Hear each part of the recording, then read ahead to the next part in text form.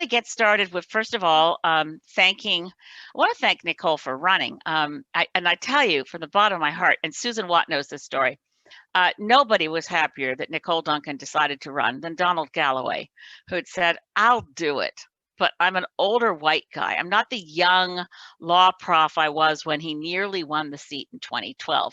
So I know Donald Galloway may be Nicole Duncan's biggest supporter, but he was so thrilled. And he said, look, this party really walks the talk. You look at what happened with Nathan Cullen when an Indigenous woman was running for that seat, and they kind of fixed it so the Indigenous woman's qualifications didn't actually work, so that Nathan could be the candidate there. And then they did the same thing for Oak Bay Gordon Head to kind of pave the way for Murray Rankin.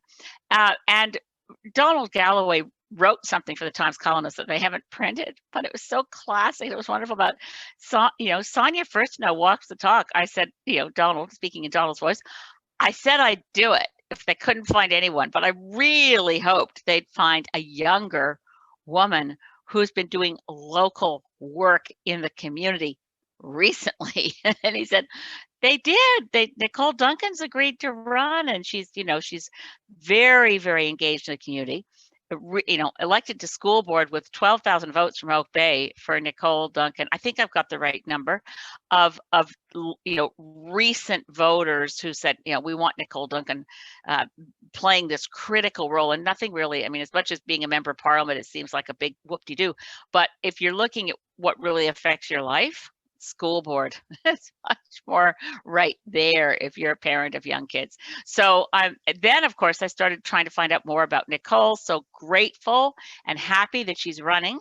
And Nicole's background is fascinating. And I'm hoping I can get her to draw her out a bit more to talk about it. But she's been back home in Victoria for the last 10 years, but she was in the UK and played a quite critical role in the freedom of information legislation in the UK as an officer of their freedom of information organization, dealing with some hot topics that got her name in the UK press. And so she's got government experience of the whistleblower variety, should I say, Nicole. So I'm just I'd like to draw Nicole out. I want you to get to know her. Hey, Robin. Hey, Diana. I know. Oh, it's so good to see you. And Eric and Mary. I'm so happy to see so many friends joining today, and I hope more people do, because later today, before the hour's out, you will experience, which is something we all need in COVID-19, weight loss. And that's because your wallets will be lighter. This is a good thing for you. So my daughter says COVID-19 stands for the 19 pounds you gain because you can't leave your house because you're always self-isolating and you can't go to a gym. Never mind. I won't be getting on. I'm not going to digress against my own digressions any further. I want you to get to know Nicole. I want you to know why I'm so enthusiastic in asking you in Oak Bay Gordon Head to cast your vote for Nicole Duncan, and I want you to tell your friends and neighbors, if you don't have a lawn sign in front of your house, get one. We're in a snap election, what feels like we're just getting used to it. It's a home stretch. We've got a week. So Nicole, we actually only met in person earlier today at a sign wave at Shelburne and Cedar Crossroad, but we have been talking to each other on the phone. We have been emailing with each other, and I'm super impressed. So Nicole, I wanted to ask you, what led you to decide that when Sonia Furstenau phoned you, you would say yes to running for MLA? That's a good question, because I think Elizabeth, that I didn't plan this. Thank you, Elizabeth, very much for that lovely introduction. I really appreciate it. And hi, everybody. I'm really excited to be here and have another opportunity to hear from some of you, have a little chat, hear what your concerns are. But going back to your question, it's really hard to turn someone like Sonia down. She is such an impressive woman. And it was kind of like, I thought I was speaking to her and we were talking politics and we were talking about minority governments and the power of having a minority government and how it leads to better public policy. And I was so curious about the role that the BC Greens had played over the last few years. I had noticed, being an engaged member of the community, I had noticed the significant improvements in some of the policies that were coming out from the legislature, and had a sneaking suspicion it may well have had something to do with those few Greens. And the more we spoke, the more inspired I became to get involved at the provincial level, to be part of Sonia's team and be part of the Green Party. And really within a few hours, I had made my decision. It was pretty clear to me that this is something I just simply couldn't pass up. To work with somebody like Sonia, to do the good work that she's doing, and to be part of a party that doesn't whip its MLAs in the same way as other parties. It allows you to exercise your own independent judgment and just do politics in a different way, in a way that really inspires me. Yeah, I'm just so excited and so grateful that she made that call that night. Well, I mean, you're not the only one who's grateful. I'm very, very excited for you to join the BC legislature. This is a riding where, let's remember, people in this community have been electing a Green MLA since 2012. And that means that voters in Oak Bay Gordon Head know that if you vote Green, you can elect a Green. That's not an experience that a lot of voters have across BC. It's a huge advantage going into this race. And I think it's obviously unfortunate, and I won't, say more than that, that Andrew Weaver is not as supportive as he should be for you getting elected, but we overcome. We know the voters of Oak Bay Gordon Head know that they voted Green and got good representation. They voted Green and elected a Green. And I can't overstress how that puts the Green vote and the Green candidate in Oak Bay Gordon Head in a very different position than where we're trying to win a Green seat for the first time, like for Alex Morton in North Island. There's some fantastic candidates through this whole region. I mean, Kate O'Connor is impressing people all to bits with her race in Saanich South. We have great candidates across the province, but this is our riding. Oak Bay Gordon Head has been a Green riding before. It'll be a Green riding again, not because, as you say, we don't whip votes. We don't expect people to be hyper partisan, but in a lot of places in Canada and even in British Columbia, it's hard for people to actually focus on the fact that a Green candidate can win. And this is the particular advantage, and why I'm so pleased that we have somebody with your background, commitment to community, having already done so well in a school board election. Now, can I back up a bit and ask you, now I know why it was you accepted Sonia's invitation. What was it that drew you into running at all in the first instance to run for school board? Well, it was my experience at the local level, representing parents and students on the executive of a parent advisory council. And what I found was that there wasn't a great deal of transparency and accountability, not a lot of free-flowing information down to the parent level. And so it was extremely difficult to advocate for some really important issues to do with health and safety.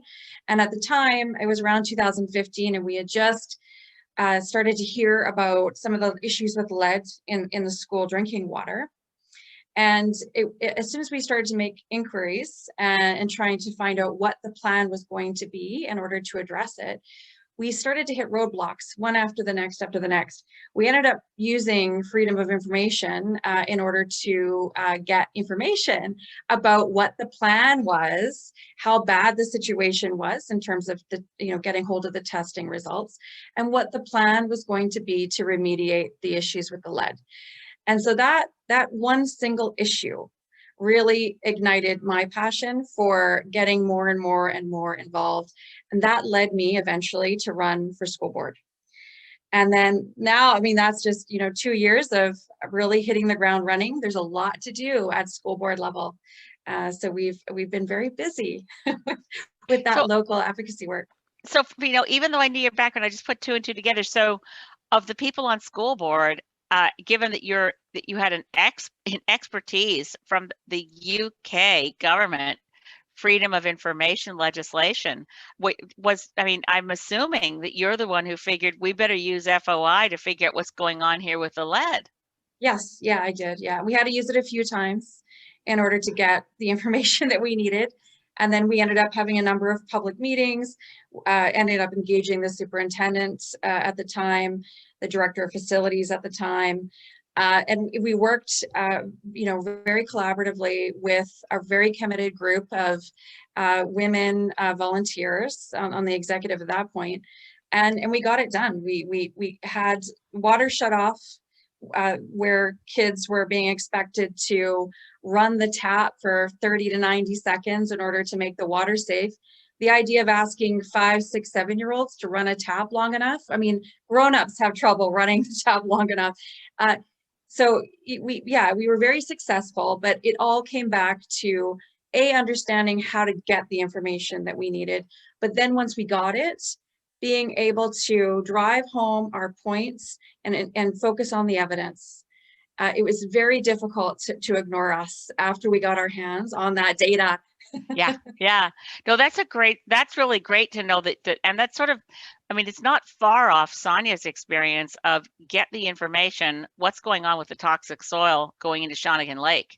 And so it's Greens tend to have an instinct for let's get our facts together, let's get the evidence, and let's actually make sure that this is transparent and the decision making is evidence-based. So that's a tremendous background that you brought from UK government experience into the school board in Victoria and in the neighborhood. I know we a lot of other people want to get to know you on this call and may have other questions. So I'm just going to check. We're up to, we have about 26 participants now, and I'm just going to check and see if I see any hands up. If anyone wants to kick off with another question to Nicole. Nicole, I'm calling you Nicole. Is that the right pronunciation? Yeah, okay. That's it. Nicole, because sometimes there's always a little bit of a variation there. Okay, well then I'm going to ask you the next question. in the context, like I'll share with you that in the Parliament of Canada, the 3 Green MPs, Paul Manley, Jenica Atwood, and I, again, like BC, we don't have any whipped votes, but we actually which is really interesting and fun, is we make our decisions by consensus. We try to figure out, well, we study every piece of legislation, and then we try to figure out what's the position that we're most comfortable with, and then nobody's bound by a decision. So if we achieve consensus and we all vote the same way, that's great. But if we don't, that's fine. I'm wondering what kind of experience have you had with consensus decision making in your background? Because that's how, it's certainly how Greens in Victoria, Greens in the European Union, Greens around the world try to reach a consensus in the way we make decisions. I think that I've had that experience mostly in the context of local advocacy. So working within bodies that don't have strict decision-making structures. But we actually, interestingly enough, we're moving towards that as school board. So not in our standing committees or around the board table, but we're moving towards that in our ad hoc committee structure, where we're moving away from a model of, everyone puts up their hand and it's in a majority rule, to a situation where the committee works collaboratively, tries to reach a consensus based on studying the data and discussing the issues. And I think it's a great way to make decisions. It takes some of the pressure off. It focuses people on the issues. It opens the door to more debate and different points of view. It sort of forces you to have to consider the wide variety of perspectives.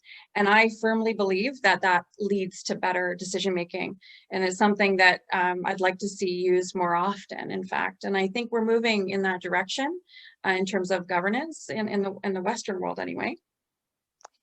Well, it's part of our green philosophy all around the world, is that you make better decisions. It takes a little longer, but certainly the Greens never have ever in any part of the world felt that just because the leader says something, that's a decision. That's not in our constitution or in our DNA anywhere around the world. Anyway, I think I saw a hand up. Susan Watt, was that your hand to ask a question? No. There was a hand there. Did somebody? No? Okay. Anybody else have a question? I was pretty sure I saw hands. Okay, well, I'll just move right on along. Of all the issues that you see facing BC right now, as the MLA for Oak Bay Gordon Head, would you have a particular personal priority to pursue as the next elected Green MLA? I think without a doubt, we need to work to try to ensure that government stops subsidizing fossil fuel industries. To me, that is the biggest single issue that we need to tackle desperately. It is such a waste of public money, such a short-sighted view, ignores the reality of the emergency that we're in around climate, and to see all of that money literally just flushed down the drain rather than being used in a productive way that's really going to protect our future and allow us to invest in a green economy. I think that's one where I know that all the voters that we've had an opportunity to speak to are expecting us to hit the ground running on that issue. No, it's been interesting for me to, because over the years, and it's been many years, as Lori mentioned, that I've been working as leader of the Green Party and trying to make these points. But over the years, it's been frustrating to see so many, because I came from the NGO sector. I came from Sierra Club of Canada, where I was executive director for 17 years.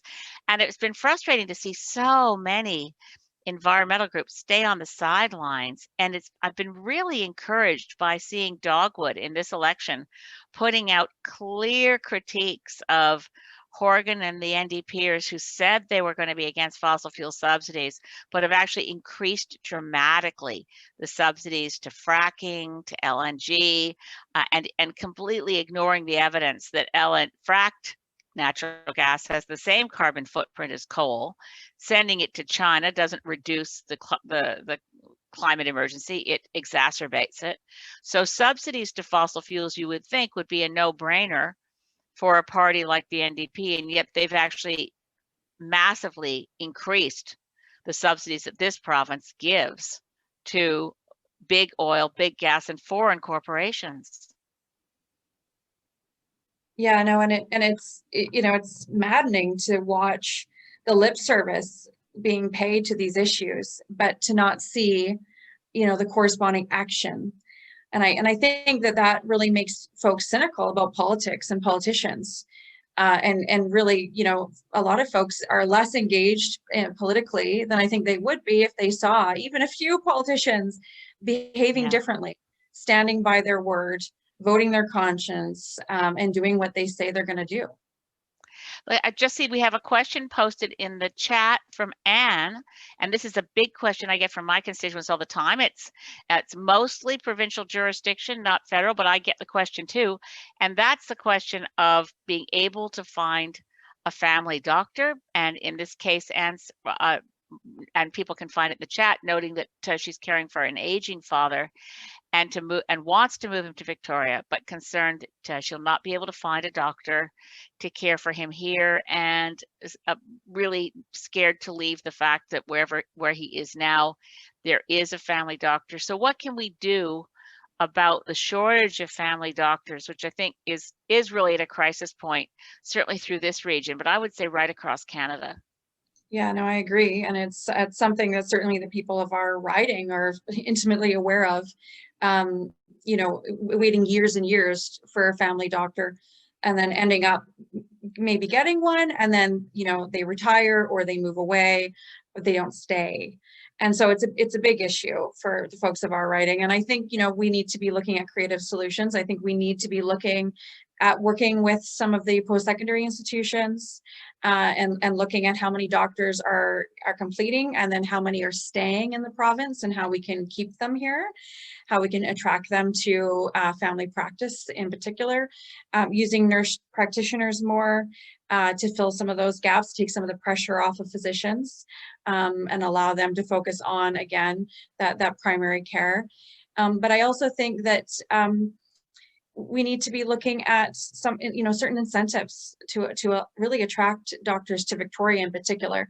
And I think the high cost of not just living, but the high cost of running a practice in the city is something that we need to kind of be aware of and really look at what we can do in order to help smooth the way and keep them here. Because I can't tell you how many people have talked to me about getting finally, after years, a family doctor, and then they don't stay. There's been a lot of issues that have come to us. I mean, the young medical students of Canada have come to us as federal MPs with the concern that there's not enough residency spots anymore.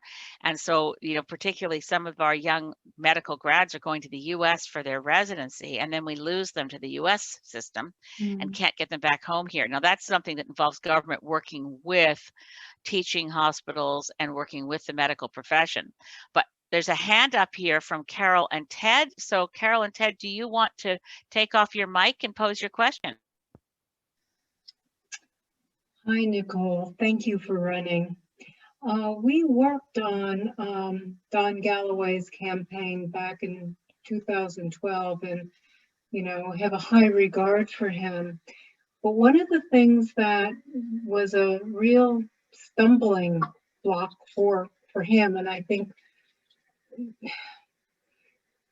created some angst among many people, had to do with the sewage being dumped into the ocean.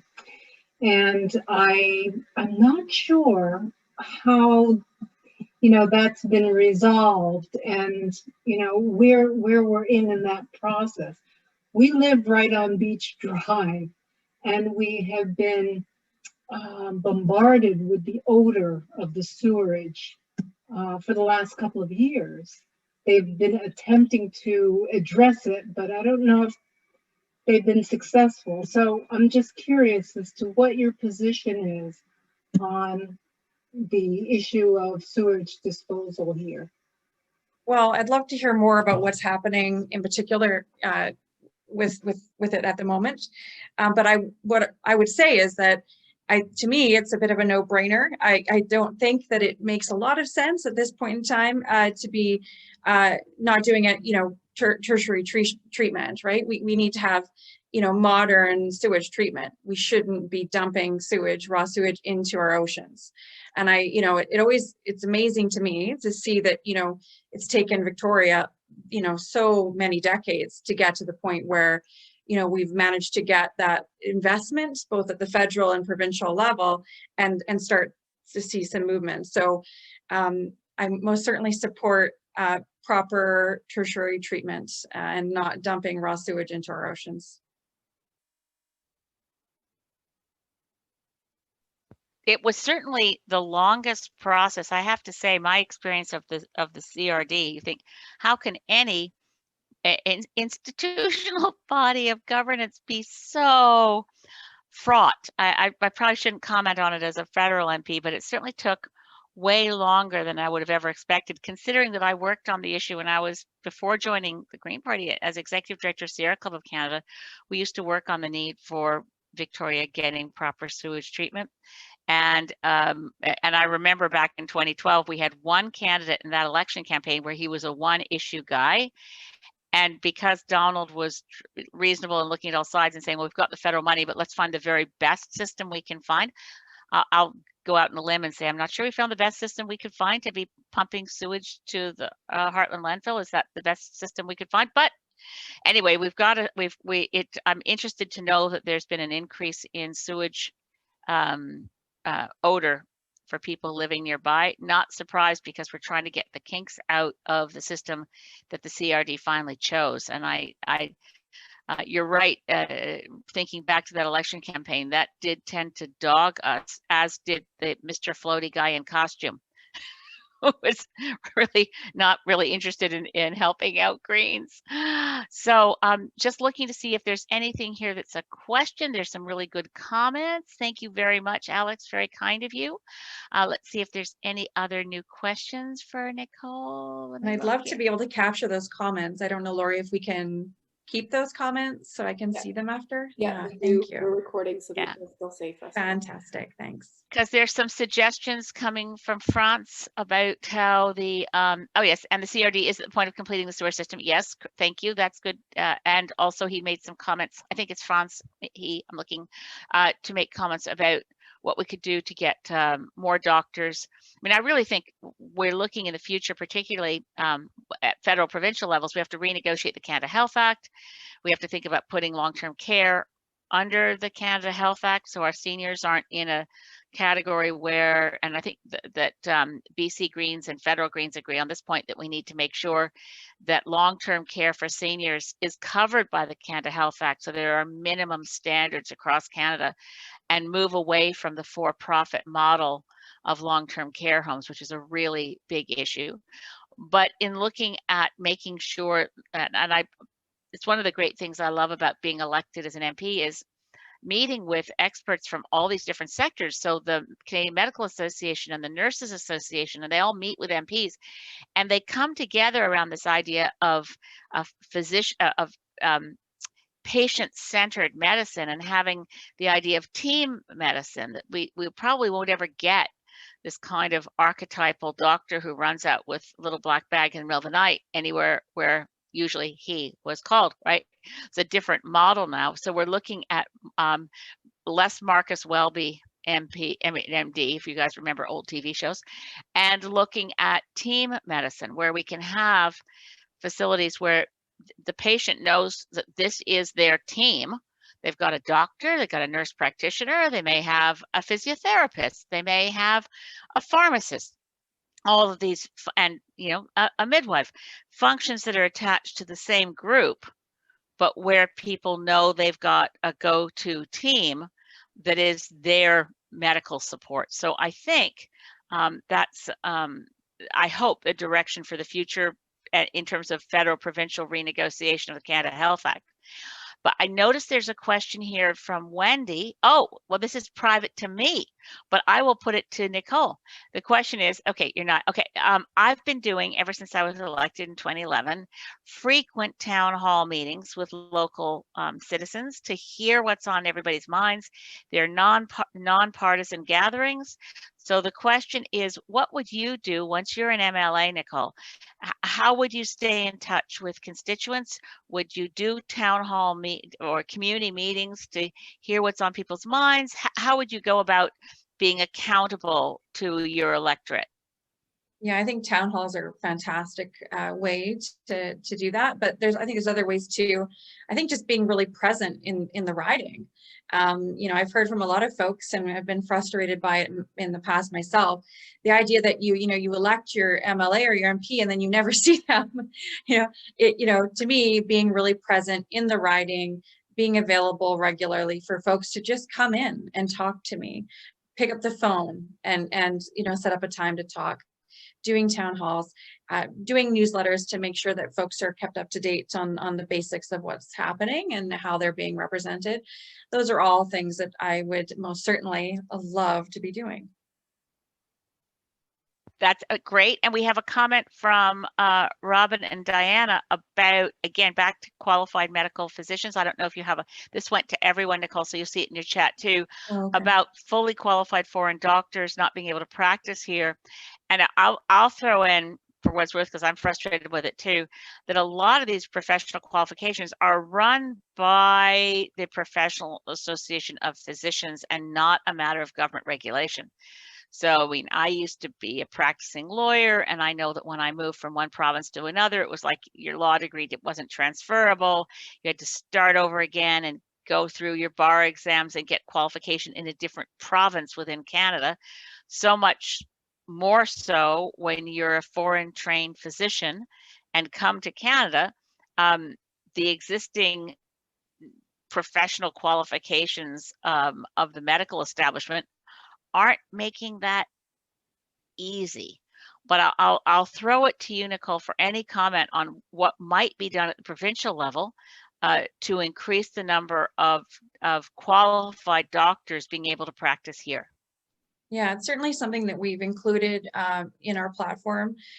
So BC Green's approach and my approach would be certainly to work with the professional body in order to find some solutions to that issue, because the idea that we've got qualified physicians and that are not able to practice, it doesn't make a lot of sense. Given the situation we're in, we want to be doing what we can to smooth the way, to obviously make sure that we're being strict and enforcing the standard, a high standard of medical care and qualifications that we would expect in Canada, but to smooth the way so that there aren't unnecessary barriers to physicians being able to practice here.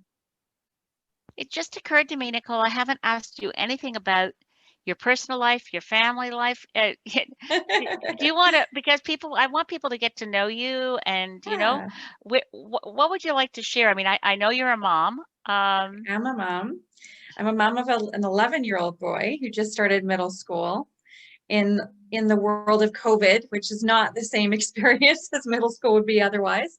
Yeah, and he goes to school, middle school in Oak Bay. Yeah, I was thinking about that the other day. As a woman, and as a woman politician, one of the things I'm getting used to is saying, hey, these are my qualifications.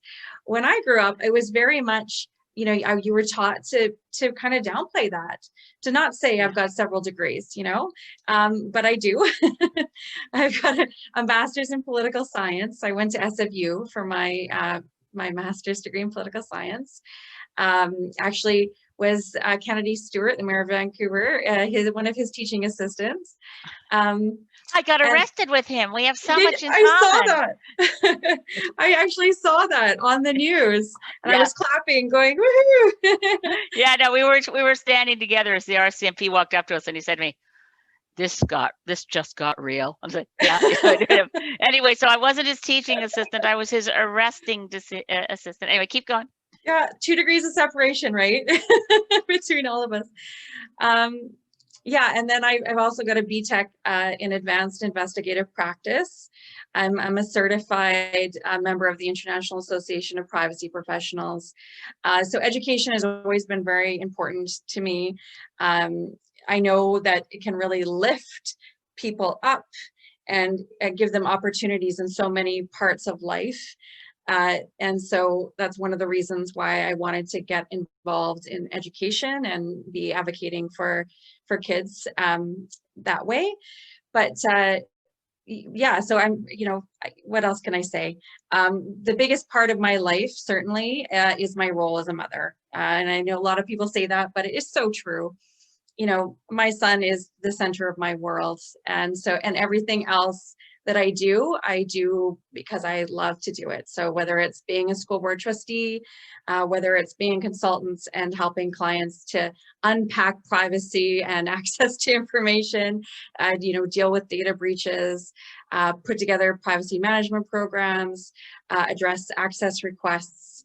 That's my world. So one of my things I love to do is to try to figure out when you have a piece of legislation and it, everyone's excited, we've got this piece of legislation passed. It's what you do then that really excites me.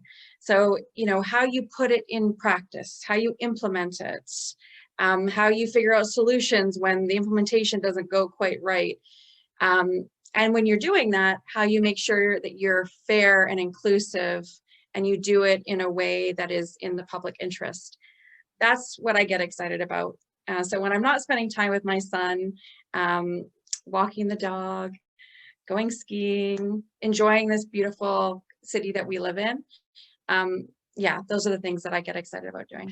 It's quite fun because I've always felt, and I don't know how friends of mine who are members of parliament with young kids manage, because for me, the hardest part about the job is traveling from Saanich Gulf Islands to Ottawa to work. So I'm kind of jealous because once you're elected, you can just get on the bike.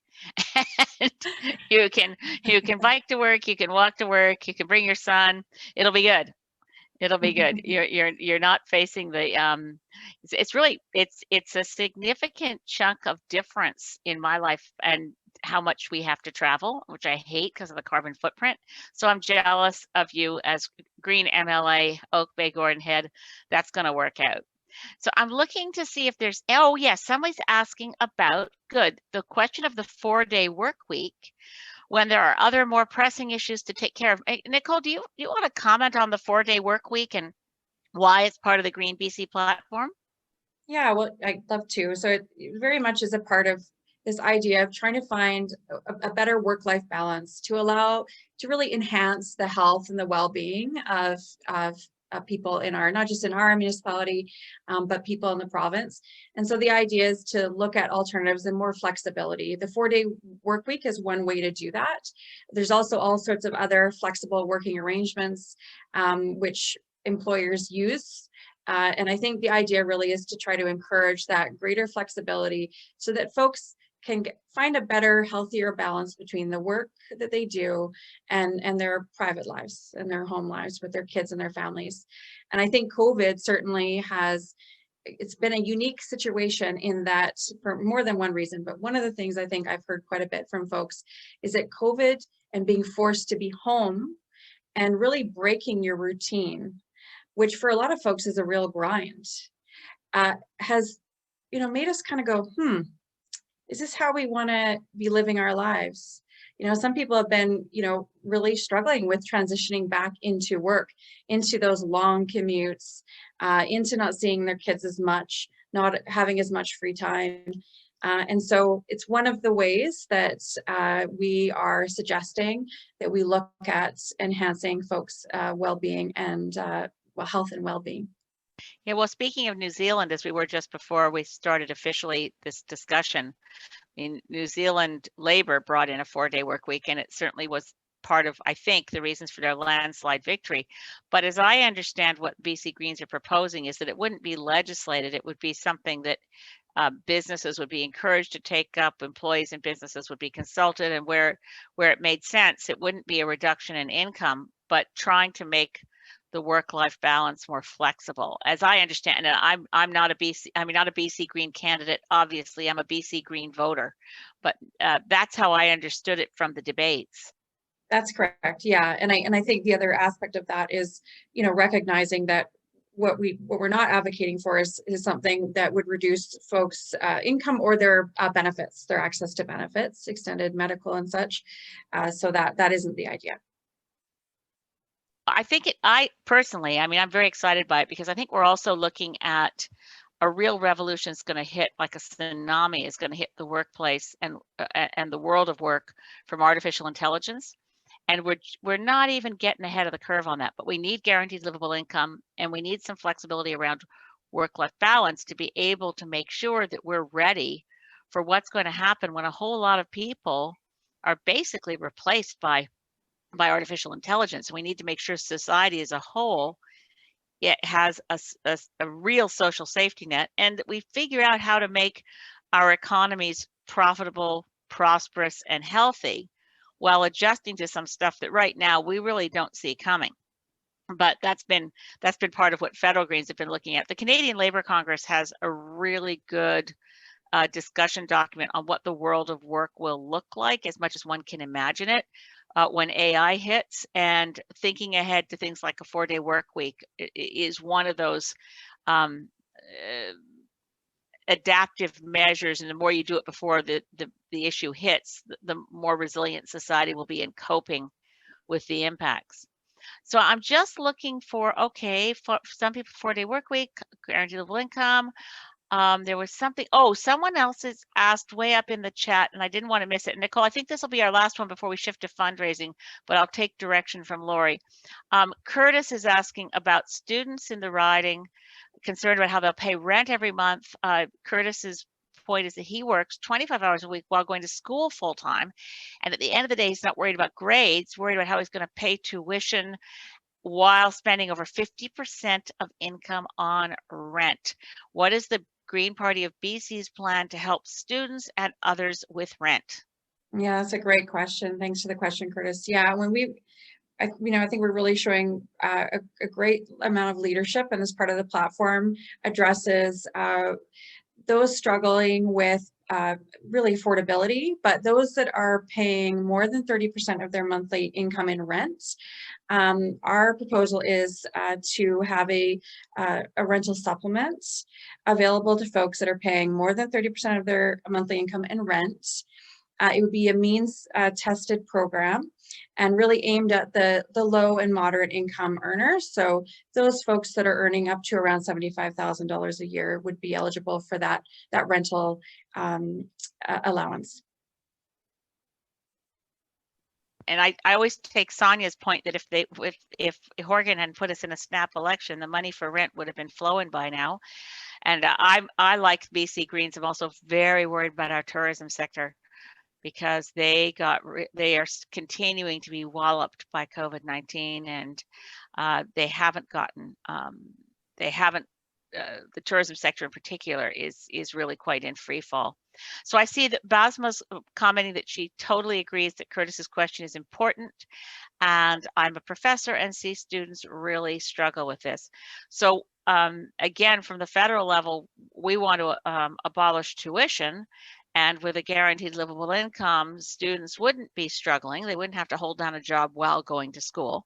But what parts of any other parts of the BC Greens platform that I don't know about that address this question of how are our students going to cope with trying to hold, I mean, there wasn't student employment this summer, obviously with COVID.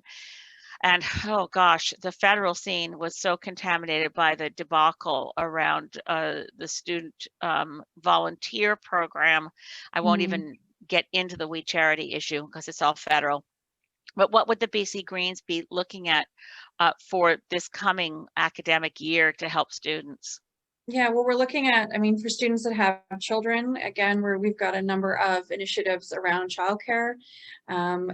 For parents that stay home, but in addition to that, for parents that are working up to 25 hours a week of, a month of free ECE childcare, free childcare for kids under 3 years of age. So there's a number of different aspects of the platform for students that have kids that will support them to be able to work and go to school. But the other part of this, I think, is around, again, going back to that affordability piece and the housing piece.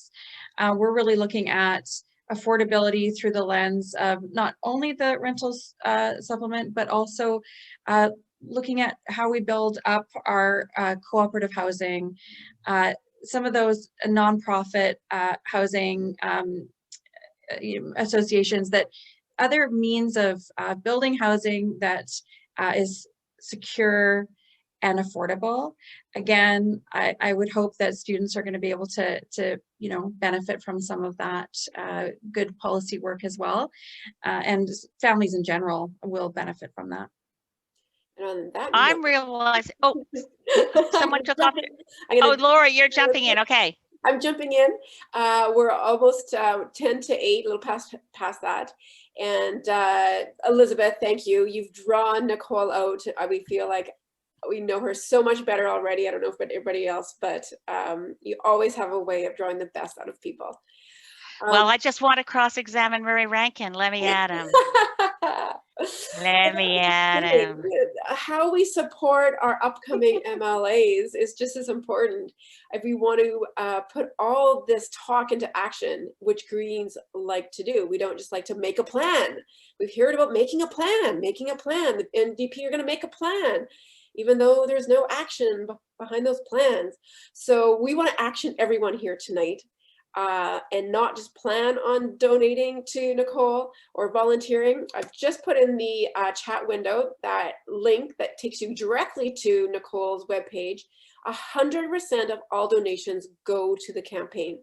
So at this time, anything that you donate goes directly to the campaign. So if you donate $100 tonight, you're going to buy 6 30-second radio ads. You're going to buy 115 small signs, Because online. What happens when you donate $1,000, Lori? $100. $1,000. There's really good tax rebates on that. It'll cost you much less than $1,000. If you donate $400, I think it costs you around $75 for donating $400. So the tax rebates, again, is thanks to the BC Greens. We ended the Wild West of green, of the other parties were taking money from big business, big unions. Heck, Christy Clark was taking money from Malaysian multinationals to build LNG. OMG. So that is all gone now, thanks to BC Greens. Everybody has to stick to ethical donations. Only BC residents, only individuals can donate. And really, I would be very, very grateful right now. If any of you want to put in the chat window that you're donating $1,000 to the campaign, awesome. Donate $500 to the campaign. Let us know about it. It'll encourage others to do more than they thought they were going to do, to make sure that everybody in Oak Bay Gordon Head knows that you have a fantastic future MLA in Nicole Duncan. $1,000 can buy us an add-on CFAX. The maximum amount you can donate is $1,253.15.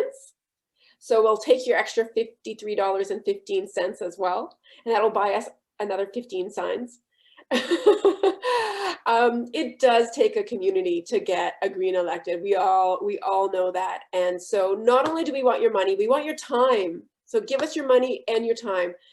Anything you can do to go out, if you'd like to door knock, if you'd like to make call, if we have calling parties almost every day to call everyone on our list and talk to them about. And lawn signs, make sure you get your lawn sign. Those of you who live in a place with a lawn, yes. Lawn signs really make a difference. Before I got involved in politics, I thought they were ridiculous, but they make a big difference. Green lawn signs, we've got 6 days left of voting in which people will vote. They'll vote on Saturday.